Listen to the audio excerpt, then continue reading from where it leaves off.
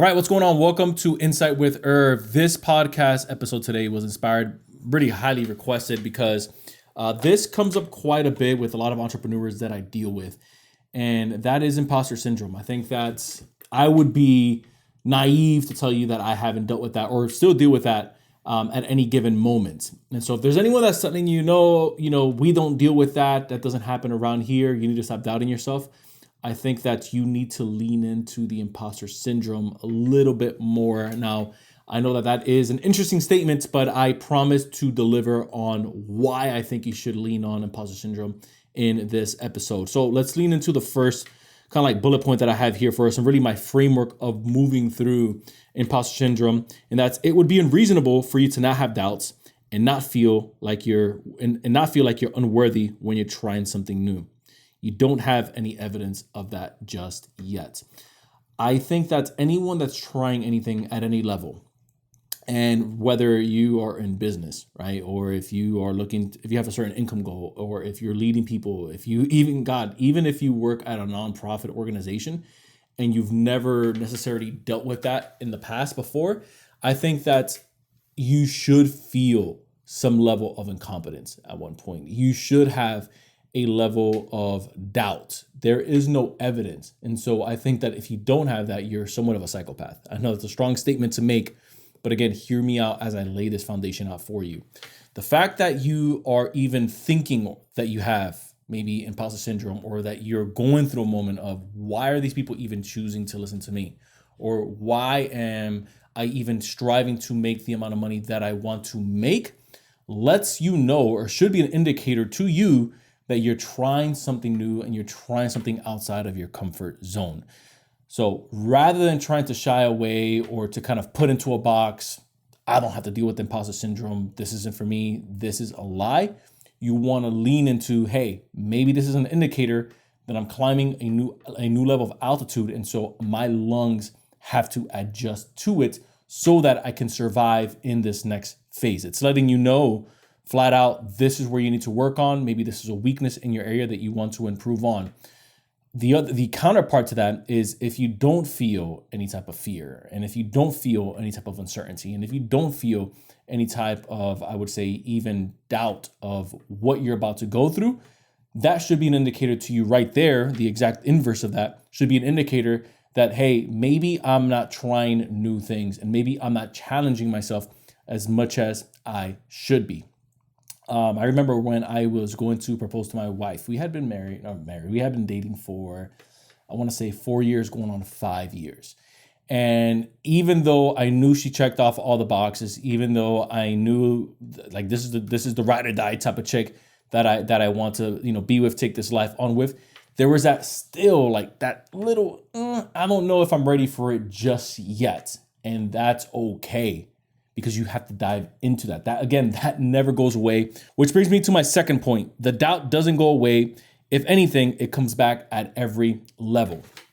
Before I got married, that thought of, I wonder what it would be like to get married. I wonder if we can actually, get married. I wonder if we're gonna, as soon as we get married, like we're moving in together. We kind of did it, I would say, more the traditional way. She lived with her parents, I lived with my parents, and then when we got married, we came together. So there was always that doubt of, holy crap, like I'm about to live with my wife at this point. And so there is that slight edge on, we may end up, bumping heads, because there's certain things that I like to do my way, certain things that she likes to do her way. So I wonder of us coalescing, us coming together, I wonder how that's going to work out.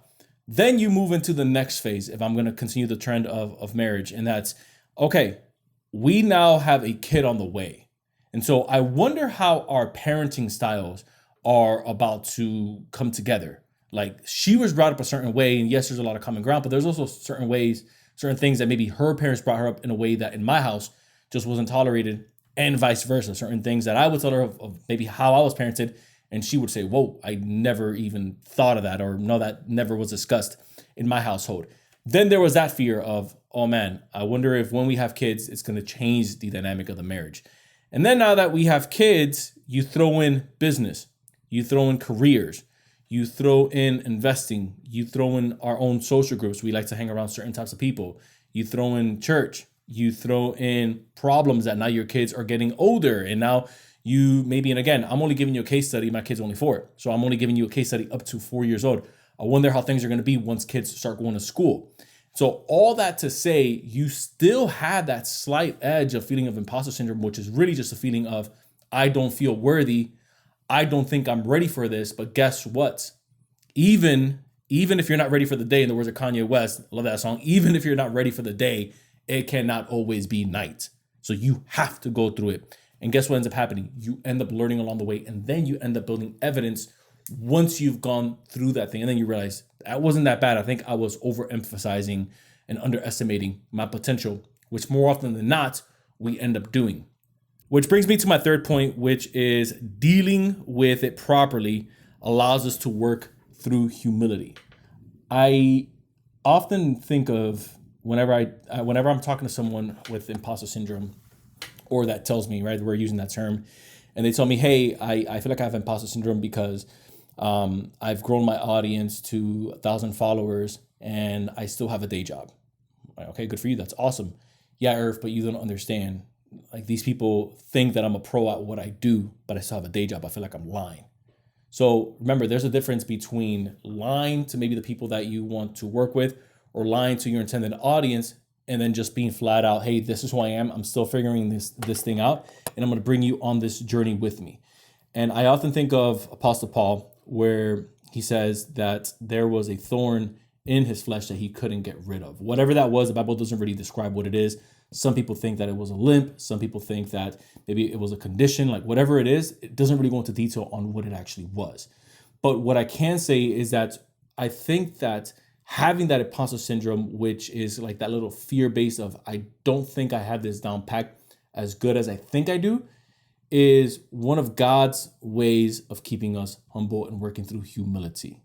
I think that sometimes, and I've seen more people get hurt, whether they invested a lot of money, they went maybe a little too confident into a situation that they thought they had it completely figured out. This is bulletproof. This is 100% surefire. Those are typically the people that get hurt. When you have a little bit of doubt, when you have a little bit of, I don't even want to call it paranoia, right? I want to call it maybe a little bit more awareness of, even though I think I have this all figured out, there's still that 1% of margin of error that I have to account for. It keeps you working through humility, and it keeps your ego tamed where I believe it should be, because it allows you to continue to grow, to continue to evolve, and to not put yourself above a situation that you think you can't be sparked, which you can be sparked, especially if you're coming in overly arrogant. I don't want to use the word confident. I want to use the word overly arrogant, because there is a big difference there. So those are my 3 points on why I think you working through imposter syndrome and leaning into it can actually be a benefit to you, keeping you working from a place of humility, and also keeping you in a place where you can continually evolve as you learn these lessons and as you work through fear. Remember, this doesn't go away. So if there's anything that you leave with this, is the following. The thought that you have about fear, doubt, failing, not feeling good enough, feeling insignificant, feeling inadequate doesn't go away. Whether you're getting married, you're building a business, you're having kids, you're investing, you're building a brand, whatever that is, that feeling stays with you at every level. If anything, it magnifies itself as you start to grow. You just learn how to tame that voice and keep it in its proper place, and you use it to your advantage. So if you found value in this episode today, again, I appreciate you guys tuning in. Remember, we don't do any type of sponsorships on here. The only thing that we ask is that, you give us a 5-star review, because it does help us reach a larger audience. So again, if you found value in this content, consider hitting the subscribe button and leave us an awesome review, because again, we are going to help out more people that are listening to these episodes. That is my whole goal with this passion project. Until next time, everyone, I will see you in the next episode.